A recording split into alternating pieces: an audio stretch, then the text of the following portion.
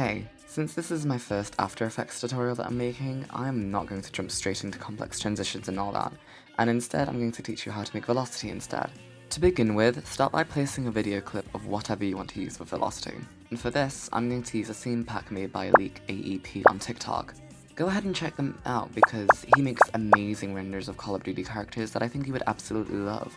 Anyways, after placing the clip, make adjustments if necessary. This includes positioning the clip to get the subject in frame, and scaling the clip to zoom in or out of the subject. After adjusting, pre-compose your clip.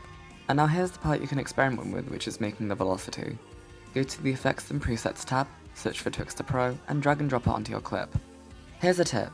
To get the smoothest result for your clip, make sure the in FPS is out FPS box is unchecked, and manually put in the frame rate of the clip in the input frame rate value.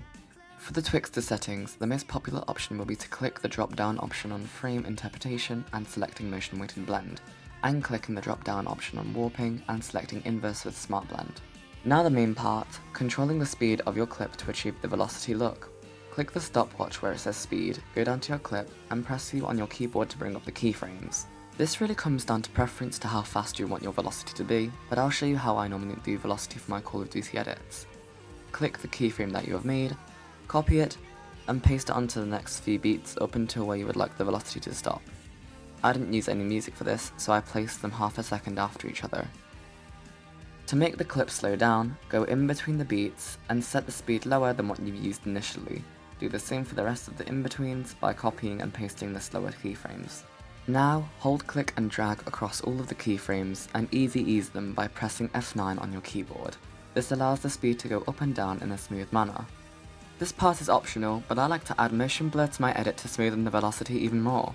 Search for RSMB in the Effects and Presets tab, and drag and drop it onto your clip. Just like with Twixtor Pro, you can really experiment with the settings of RSMB, but I like to keep it roughly the same for every card edit I do.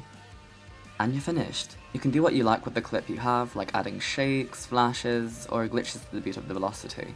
I didn't do them yet, as I will teach you how I do mine in a later tutorial. And this is what the example looks like. I really hope you like this, as this is my first tutorial that I'm posting on YouTube. Thank you.